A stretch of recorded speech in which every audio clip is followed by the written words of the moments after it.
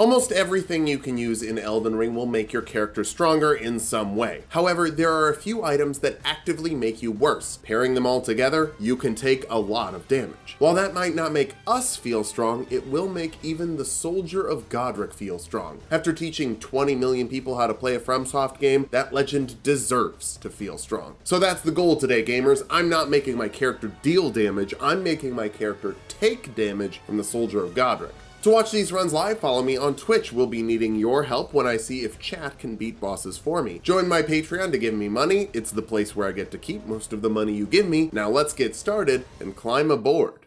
Little Johnny got the shiny to your body, so don't resist or you might miss Christmas. We're starting off as a wretch. How did it end up like this? It was only a wretch. It was only a wretch. Now we're shopping for kits, and we're getting a horse, and we grab the wet blade, and it's gonna get worse. This is the first time we've ignored Alexander, since we'll have 4 talisman slots that make us weaker. That means we can't use the Alexander Jar Shard, and you'll also see us suffer, so by ignoring Alexander, I seem like a bad person that you would want to see suffer. Boom, into the dragon barrow, grab some somber stones on the way to the spiked cestus, punch the dragon's toes, and invest in vigor. Let's explain how we're leveling up and why. The only reason we're investing in vigor is to give Rick a bigger pool of health to carve through, but since each level slightly increases your damage resistance by about 0.4%, we're stopping at the hard cap of 60. Don't worry, we're about to get bad. First into Fort Pharos, where we'll grab the Dectus Medallion Part 1 and die after getting Radagon's Sword Seal. It'll lower our damage resistance by 15%, and today that's what we want it for. But it also raises our vigor, endurance, strength, and dexterity by 5. Maybe I should have only gone to 55 vigor then, but I didn't think of that at the time. So when you do this, you should stop at 55 vigor. We can take more damage in Caelid. Someone left a windy physic tier on the ground right where these birds could eat it. That would make their dodge rolls 6 frames better, so I just scoop it up. The birds do not need the help. On theme with the run though, it also lowers our damage resistance by 30%, since that stacks with Radagon's, that's negative 45. While suffering is the idea, to get to the suffering, I need to get good. So everything that won't help me resist damage is allowed. I grab the charged attack physic tier to mix into our physic before we imagine Mr. Glass in Fort Height. That's where we'll grab the other half of the Dectus Medallion. Also, I didn't make the character look like Mr. Glass because, well, we won't be seeing his face for long, and also, Elden Ring's pretty bad at making black characters. I'm not the only one to point this out, and it's a regular problem in character creation tools in video games. It'd be nice if that wasn't the case. Margit time. We summon Rajir to distract him, then hit him with the fists in the back. Charged attacks are great at breaking his stance, so after a few back shots, we can crit and ram our fist up to the elbow. Unfortunately, you can't shove him off like we did to the Demi-Human Queen in the Wonder Woman video, so even with the back shots and deep fisting, we can't get Margit off, but he does die. Without even washing our hands, we get up in Gostok's guts and try to get through the danger path of Stormveil. Sure, we have a lot of health, but ballistas do a lot of damage and we have negative 45% damage resistance. But we got through the first path and now it might look like we're going to activate Godrick's Great Root. But we can't do that for 2 reasons. First, we didn't beat Godrick.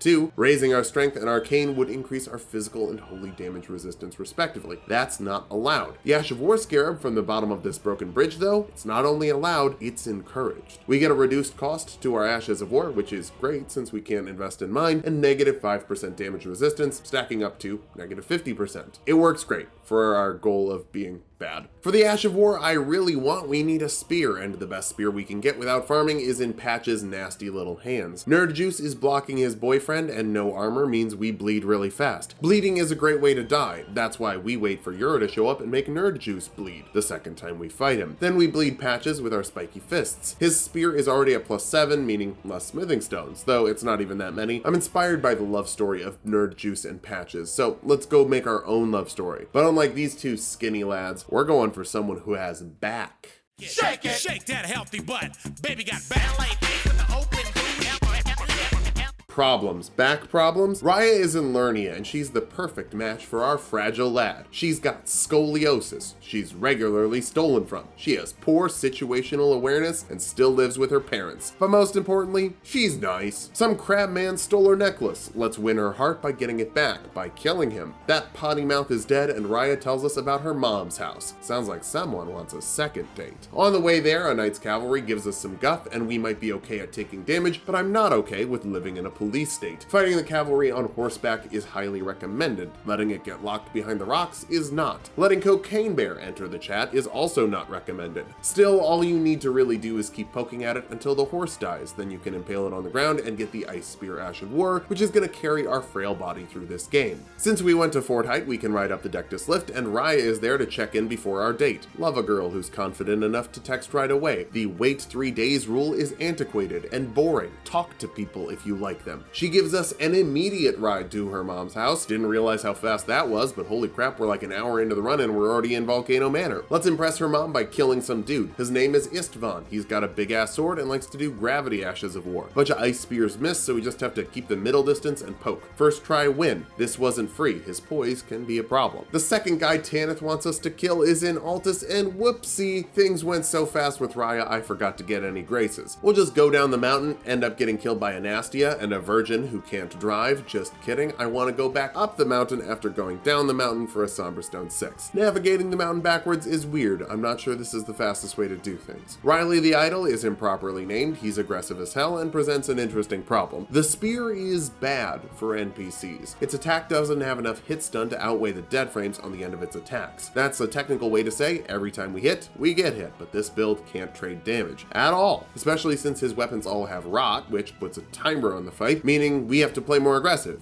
And we can't, since we'd have to trade, and we can't trade. The math is not in our favor. So we'll double our damage by buying a second spear in the round table hold. I want that one to have some heat, so I grab Flame of the Redmanes super fast. I should be pretty good at it, considering how often I pick it up. When you apply Frostbite to an enemy with a cold weapon, like our spear, it can't be applied again for another 30 seconds, unless you hit the enemy with a fire attack, which instantly resets it and lets you proc it again and again. The moveset does not solve our issue, and a +0 short spear is not actually adding enough damage to compensate from the hits we were taking. Shocker, right? Leveling them up requires a bit of a detour, but it's not like I wasn't going to do this anyway. Bell Bearing 2 is in the Altus Tunnel, though to buy the stones we need levels. If you're struggling with an Altus NPC, go do a Dragon Barrel boss fight. The Putrid Avatar takes 100% extra damage from fire, or as I like to call it, those are rookie numbers in this racket.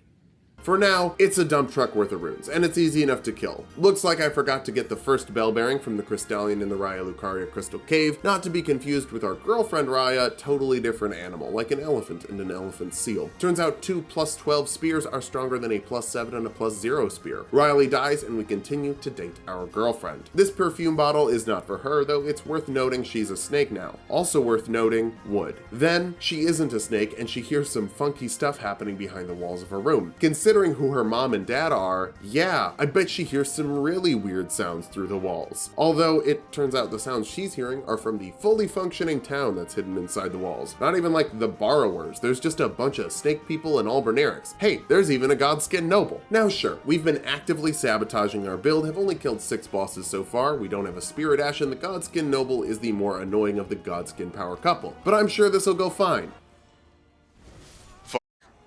Okay, we just have to space the ice spear properly. That is the challenge of this Ash of War. And by the way, since the spacing's so important, if anyone at FromSoft is watching this, you don't need to nerf it. Please don't nerf it. We can hide behind the pillar for the rollout, and when it goes for it again, we can hide behind the altar. That's actually way better. I highly recommend hiding behind the altar if you're struggling here at home. But really, it just comes down to getting a stance break and a frostbite at around the same time, resetting the frostbite and starting that cycle over and over again. Only 3 deaths here. I'm kind of proud of that. On the altar, we found Raya's amnion, and that's kind of a weird thing to share with someone you just started dating. Like, some people bronze a placenta, and I think that's kind of weird, but it's weirder to show it to someone you just started going out with. Raya is now hanging out in a new room and wants to die because her dad is terrible. It's not her fault, and a therapist could help her realize that, but the lands between don't have therapy. So, next best thing, kill her dad. Through a fog door and down some cages, we get a Somberstone 7, which means that we can scoop up the Serpent Hunter from Rykard's boss room. Then we level it all the way up to +9. Still not a free fight. First of all, Rykard's Earthquake in Phase 1 is a one-shot that's pretty hard to get around, especially because I don't know how to dodge it. I'm sure there's a way, I don't know how though. It isn't jumping or rolling, even with 30 iframes. From the Putrid Avatar we killed, we have a Physic tier that boosts our stance damage. However, I'm hoping to hold off on a stance break until the much harder Phase 2. For whatever reason, the only status effect that carries over between cutscene bosses is stance pressure. You know what they say though, make a plan and a god-devouring serpent laughs. Stance break phase 1, but hey, let's just get another one in phase 2. The Ash of War also stalls him out and resets on phases and stance breaks. Basically, our strategy here is to not let Rykard play the game. After going back to tell Raya the good news about her dead dad, she seems less sad, and that's awesome. Returning later, she's left us a note saying she wanted to figure out who she is and focus more on her mom that she still has a relationship with. We might not be romantic with her anymore, but we have a friend, and friendship is great. You shouldn't want to be in a romantic relationship with anyone you wouldn't happy to be friends with, and nobody is obligated to have romantic feelings for you. More relevant to our challenge though, she leaves us the Dedicars Woe talisman, which lowers our damage resistance by 100%, or stacking 150%. That's a lot of damage. How about a little more? What is love? Baby, hurt me more.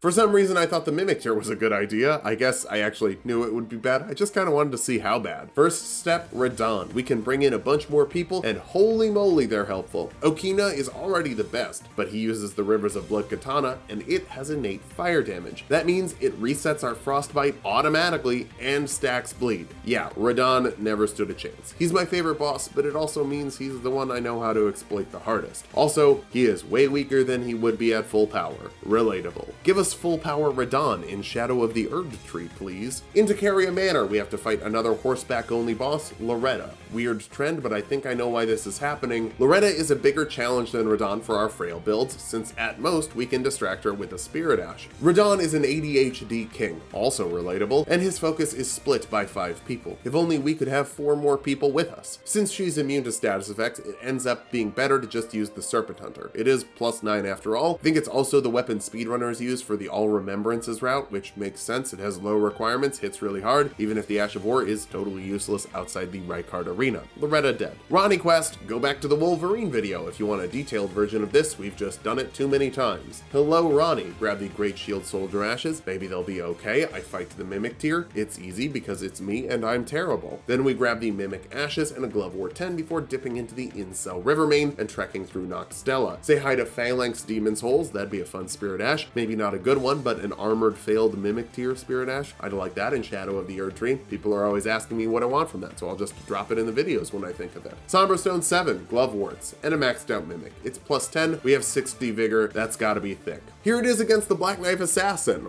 Wow, not gonna live very long, is it? I didn't actually have to do this fight, I just thought this was Azuria Hero's Grave, but it's not. I guess we have the Black Knife now, and we'll have the stats for it since we're investing a bit in faith. Let's go to the actual dungeon we need to go to, Azuria Hero's Grave. As is tradition with the Heroes' Graves, this is terrible. There's a bunch of chariots, and yeah, I died to one. Fought some basilisks, died to another chariot, and decided to just watch a guide. Okay, apparently we have to cross some rafters, a tradition in FromSoft games I wish would die. At least there aren't murder crows or rats on them. Up a ladder and around a chariot, raise a pillar, then get killed by it. Apparently raising the pillars makes the chariots crash, then we can go across the rafters again and through the second chariot room to pick up the Crucible Feather Talisman behind an Omen. That'll lower our damage resistance by 30% and give us 6 more invincibility frames on our roll. That doesn't stack with the invincibility frames from the Windy tier, but the damage stacks, so yeah, total of 180% so far. I wanna sink to the bottom with you.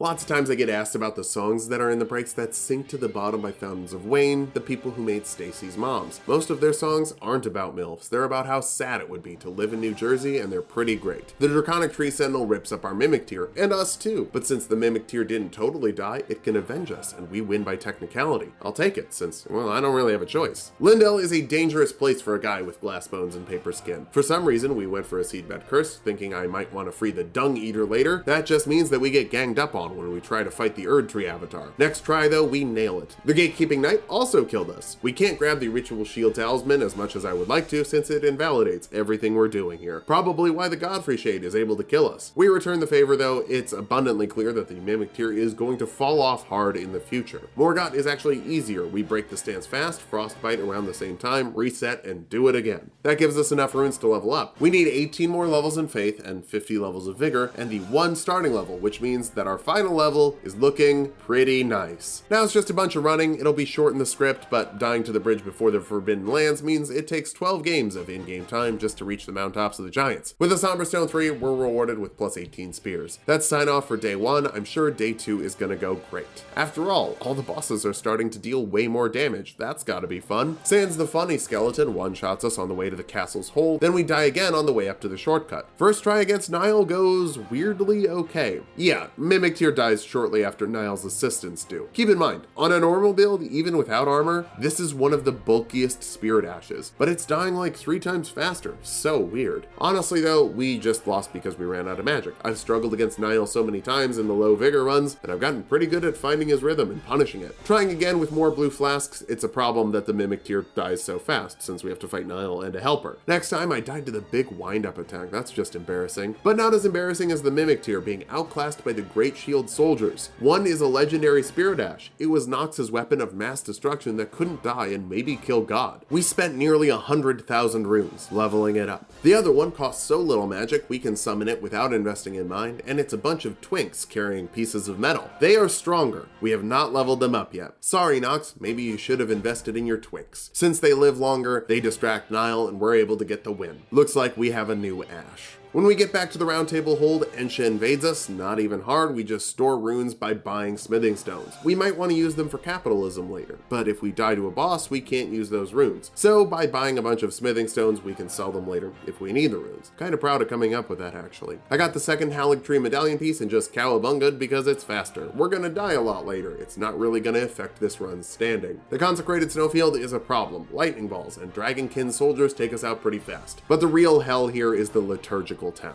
The archers in the Everjail are a big problem. Apparently people don't understand why this is a problem with a squishy character. For a normal character, yeah, this is really easy. If you get hit by the arrows, you're only missing like 25% of your health. Just heal up. But if you don't have vigor or have negative 180% damage resistance, you will die. There is no room for error. These are not your runs at home. These are worse, and I am worse at the game than you are. So you should start an Elden Ring YouTube channel. This is a really great job for me and my best friend Corey, who edits these videos. Anyway, Ice Spear doesn't hit the archer from the ground. Blade of Death doesn't hit the archer from the ground. Oof. There's also an invisible Black Knife Assassin that can grab us and one-shot us. I got a Fireball from the Round Table Hold. That can't hit the archer. Fine, let's go get a sniper rifle. There's actually something we really need on the way to the sniper rifle. It's in Sauron's Tower in Lernia. The Howl of Shabriri spell boosts your damage output by 25% for 40 seconds. Hey, it's another thing that's actually good. The penalty is a measly negative 30% damage resistance, though it turns our damage resistance to negative 210%. Then we kill a Dung Beetle for the Frenzied Burst, which actually has the longest range of anything in the game. While here, might as well fight Vike. Sure, we don't have any flasks, but I rule at NPC fights.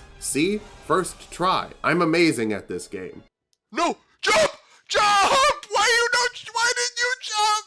Yeah, and the laser didn't work either. That sucks. I thought it was gonna be a hit. Turns out it freaking sucks. Next strategy. There's a spell we can buy from the Heretical Book in the Round Table Hold, Assassin's Approach. It makes our footsteps silent, which is not what we needed. Turns out I just had to get a little good, or a little lucky. Whatever worked. Oh god, the Haligtree is just like a big grass-type liturgical town. But I bet Bernie can sell us something to help us. Oh no, he's not selling anything right now. I reset the area and it's just his sword. Don't worry though, Bernie is so based, we can buy the Assassin's Gambit from his sword. That actually makes us invisible and is what we needed for the liturgical town. We get the first Grace issue free. Then I found out that the Ash of War is pretty arbitrary on what it works on. Some enemies can't see you, some enemies can. Some enemies just attack randomly because you're in the area and then stand still because they couldn't see you. Their AI was just programmed to attack as soon as you walked in. Seems like they maybe didn't account for everything in the enemy AI when they made this Ash of War. Whatever. Swag jump for safety. Loretta was a pain in the ass in Carrier Manor, but she does like way more damage in the Haligtree. So I need stronger boys. Into the Windham Catacombs. A knight kills us. The gargoyles kill us because I forgot their lightning pots spread out in water. Then I just laser them to death and run from the other ones because Assassin's Approach didn't work again. We pull a lever and die, then fight the Erdtree Burial Watchdog and die twice. Then we finally get the boys to take the aggro and win the way we should have by spamming ice spears. That lets us buy Grave Gloveworts 1, 2, and 3, and we grabbed 4 and 5 in the dungeon. Gelmir Hero's Grave is a hero's grave, so it's terrible. I just grabbed the Grave Glovewort 7 and got the hell out of there. The Giant's Hero's Grave is a hero's grave, so yeah, it's also terrible. The Fire Monks killed us twice, but the third try we made it through and grabbed the Gloveworts we need for plus 10 leveled up boys. Oh, we died on the way out too, but we had everything we need. It's fine. So, Ghost Loretta was a nightmare, but we were alone. How strong are these boys? Strong. Here's why the boys are better than Tish. For this run, Tish is aggressive enough to get a boss's attention like 40% of the time. And that's good, that's really good. But when there are gaps, yeah, you get murdered in those gaps. With 4 boys, they're distracting the boss, I'd say around 80% of the time, at least. Sure, you hit a boss and it might turn at you, but before it starts attacking, it's gonna get slammed with a Great Shield and turn back to the boys. And those Great Shields also keep them alive for an absurdly long time. All of the attacks to the front that are physical do basically no damage. Even magical damage types are heavily resisted. The only big issue is damage coming up from the ground, but Loretta doesn't have that, so we win. And these boys are better than Tish for this build. They don't really help us in LFL. First death is to a Clean Rot Knight outside that I thought I could laser, but yeah, I couldn't kill it. Just run past it. The real problem here is the putrid avatar on the bridge that goes for Elden Stars Jr. every time we jump. Assassin's Approach doesn't work. This is just one of those enemies that's programmed to attack, and that attack is programmed to be the Elden Stars Jr. It goes around corners too. Even when I think I've made it to the end of the bridge and dropped down, yeah, it goes around corners. I hate it. So instead, we take the low road and grab Marika's Source Seal for another negative 15% damage resistance and 225 negative damage resistance total. Also 5 more Mind, Intelligence, Faith, and Arcane. Oh, and a Bloodborne monster killed us. There is only one more way to lower our resistance further, and it's in the Shaded Castle. I don't totally know where I was going, and I died looking for what Fextralife described as a ladder. They were right, this time I just didn't see it. We grabbed the Perfumer's Cookbook and jump to our death because death doesn't matter, only pain does. So dying to an octopus, no big deal. Who cares? Pull the plug. We only need one of its ovaries, then some bud from the Sage's Cave, and an Altus Bloom we already have to make the Blood Boil Aromatic, which will lower our damage resistance by negative 25% for a total of negative 420%. Blaze it, I guess. Wait, that doesn't make sense. If we were doing this additive, it would be negative 250%. If it's multiplicative, it should be 660%. Is some of it added and some of it's multiplied? Or are 68 levels messing it up that much? That should only be a 27.2% increase. Or with our strength from Radigan's Source Seal, maybe that's changing it? I'm not sure.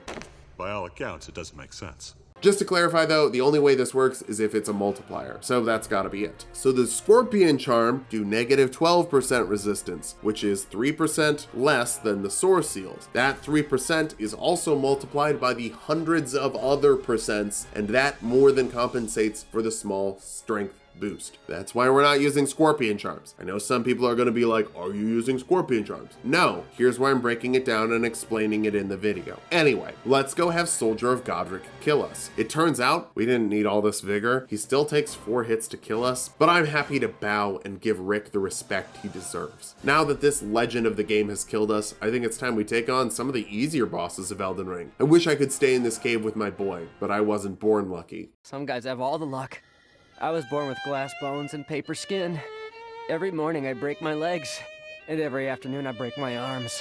First up, the Fire Giant. He's a big boy and he hits really hard, but you know what they say, the bigger they are, the more they hate stepping on ice cubes. Trust me, I'm 6'3" and I hate it. First try, I screwed up and forgot about a stray fireball. Second try though, we make his toes cold, and his face and hands get a taste of our frozen spear after that. Of course, we reset with the fire spear. It does like no damage to the Fire Giant because he's a fire giant, but that hit was never about dealing damage. It's about resetting the frostbite. Fire Giant, second try, let's burn down the Erdtree. For Amazula time, I somehow died to gravity here. I've made this jump 100 times and never taken damage, but okay. Must have really threaded the needle and jumped too early. For the Godskin duo, we summon Bernie. Just because his niece didn't want to date us anymore doesn't mean he won't help us. He understands the value of a platonic relationship. He has also carried us through this fight so many times. I wonder what it would be like to spend a day in his shoes. Oh, our boys are also doing their part, keeping the bosses busy, staying healthy since everything but the the black flame only tickles them. Spam spears and get the win. The Godskin Duo drops the last bell bearing. We have a Smithing Stone 10 from the Mountaintops of the Giants. For another one, for the second spear, we need to get a sneak preview of our next boss and fight the Beast Clergyman in the Dragon Barrow. It goes great. This is going to be an easy boss. Now we just have to get there. Getting there is not easy. The swag jump is. I've been practicing that for like 40 videos. What can I say? But I'm always here to learn new things, and someone gave me a tip in the chat. Just go right instead of to the left around the Crucible Knight to get the bird grace. It worked, and there's no risky jump. Not that the jump was all that risky. I've only died to it when I was speedrunning. The struggle enters the chat for the bird run. These birds and dragons just don't want us to play. Second try, I got the Somber Stone 10, but died to a beast man on the way. Finally, we get through it, and now we can die fighting the Draconic Tree Sentinel. With no boys to distract, we have to deal with this raw smashing power on our own. I got the Rot Breath, still didn't work. So you know what? Screw it. I'm not doing it this time. Let's just run past him and go do Malekith raw. If you quit out, your spirit ashes won't be distracted by the horsey guy outside. Malekith starts off cowardly, hiding behind a bunch of pillars, and that makes sense. We kind of steamrolled his ass less than an hour ago. Frostbite will push him into phase 2, where he gets an overhead attack and adds holy damage to his weapons. That means the boys aren't going to last long here. Hopefully there isn't a boss with overhead holy attacks later. That'd be a real issue. Ice Spear still carries us through. A greedy shot will break his stance, then we can go in for the win. Big W right there, since it means we don't have to go fight the horsey outside. Before we hit the end game, I want a casting seal that scales with faith, strength, intelligence, and dexterity. After all, we invested raw in faith and got extra scaling from Radagon's and Marika's, so surely that seal will be better than just the basic ass faith one, right? This won't be a waste of 45 minutes that sends us through the worst area of the game, right? Only one way to find out. Into the sewer, get killed immediately by an omen, then a Miranda flower on the way to the Dung Eater. You know what? Let's leave him in jail. I don't want to deal with the flowers, and the Dung Eater is one of very few exceptions to my stance against mass incarceration. I've regularly been told to try the Moog skip in the sewer, and like,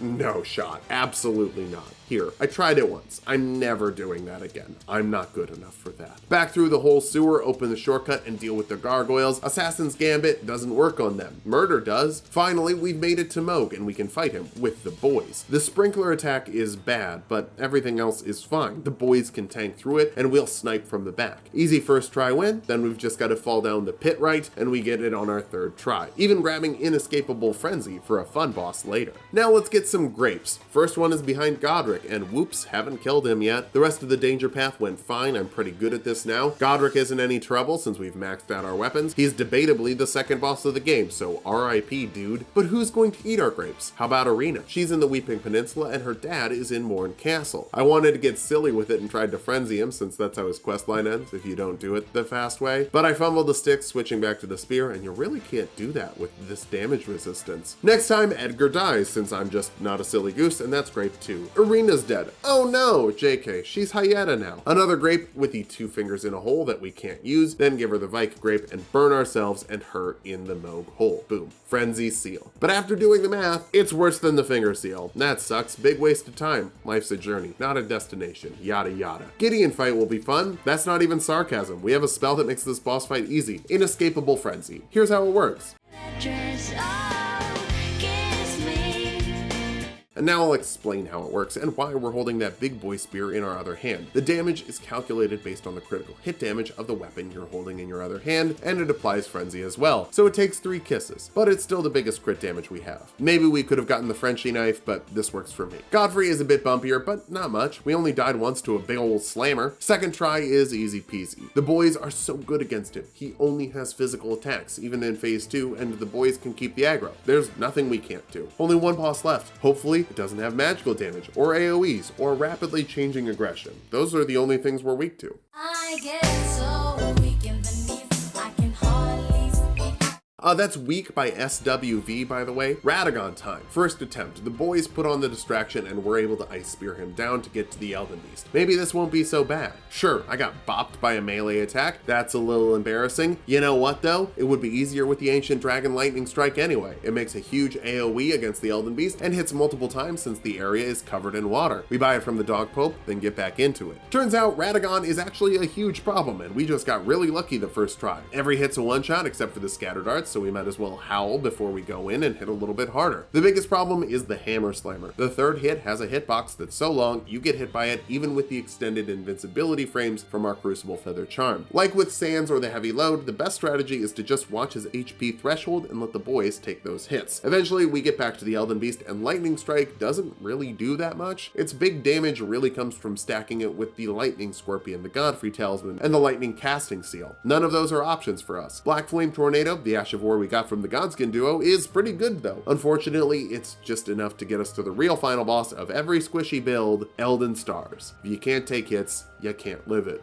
Get the Crimson World tier. Hey, that lasts less than the duration of Elden Stars and would mean that we would have to do the rest of the fight without a Physic Flask. So no. After a few more deaths, not even to Elden Stars, it's clear that we just need to kill it faster. That means it's time to get nuts. O'Neill is harder than he should be with his soldiers, but it's still a first try win. Talk to Gowry, go through the town of Horsery, get killed by gravity, and a ball, realize I forgot the needle from Gowry, Cowabunga to get closer to him, fix Millicent, find out there's actually a safe path down to Gowry from the Millicent Grace. That is a game changer. Then get the arm in the Shady Castle, give it to Millicent, and buy Pest Threads. 20 minutes spent, but really fast in the voiceover. While we don't actually have any talismans to help the damage of the nut, a quick 20% from the Howl of Shabriri is more than enough to make them pretty good. But there are so many runs where I just misread Radigan's aggro right away and got hit with the first hammer. Instant death. On one run, we got lucky accidentally. It used the Elden Rings on the boys, not me, so it summoned Elden Stars on the other side of the arena, and we were able to live it. So yeah, pretty big fumble when I whiffed the dodge on the Nebula Slam. That's an easy one to dodge. Oof. Joe Cat was about to start streaming for a trans rights charity, and I wanted to raid in. Go follow him if you haven't, by the way. He's great. He's running super hard runs of Final Fantasy XIV and raising money for gendered intelligence in the UK. So we had time for one more run. This one went, okay. The boys took the aggro and we could use the spear. Again, they are so much better at taking aggro than Tish is. I know y'all like Tish. I like Tish too. The boys are better in this situation. Once we get a stance break, we run in to reset the Frostbite and thankfully are too far away for an ice spear to hit as he's going for the Hammer Slammer. A clutch ice bomb from the boys pulls his aggro after the teleport, and we finish him off with a jump attack as we have one boy left for the Elden Beast at 1 HP. Yeah, this ain't gonna go great. Joe Cat was officially live. I was hoping he'd be late, but no, he's on time. Pretty good about that. We're going for ice spears right away. The beast can't be frost bitten, but it can be stance broken. Its breath attack instantly kills the last boy. But after dodging that, the Elden Rain, and the insta-kill, it's finally our turn to attack. What great boss design. Mercifully, it goes for some melee attacks so we can start punishing, but it dives when we whiff a spear. Since it's doing the Elden Ring attack to reset its stance, I just howl for more damage. That made me whiff the jump over the thing, but somehow we lived and dodged a slam and some melee attacks. A few more stance breaks, howl it up, and start shooting ropes. It goes for Elden Stars, and you know what? This is the last run. Let's just get greedy and go for Pest Threads. Once we start getting hit by the Elden Stars, I start chug-jugging, desperately hoping to heal it off, and the Elden Beast's body kind of blocks the Elden Stars from getting through, so we live. After eons of dodging more attacks and waiting for a window, we get enough spears off for another stance break. Then Pest Thread and crit. After avoiding triple rings, we're out of magic, so we have to win with some melee attacks. After 9 hours and 17 minutes, we killed 25 bosses and died 124 times. Wait, this is an F tier. It's not even the bottom of D tier. It's just right below Link. Look, the Ice Spear is a pretty goated Ash of War that doesn't need to be nerfed from soft. Resetting Frostbite is also really strong, and there are a few benefits we had while getting low damage resistance. But considering we're at total level 69, the lowest we've ever been, we've got some stuff like the Crucible Feather in the Windy tier that doesn't stack, and Dedicars Woe that's just a straight up nerf. I'm really proud of how we did here. Reminder, we're having chat beat Elden Ring soon, so follow me on Twitch to help out with that, and maybe claim one of those bosses. Join my Patreon to give me money, that's the place I get to keep the most of the money you give me, and follow my other channel if you like tabletop RPGs and other silly Phil stuff.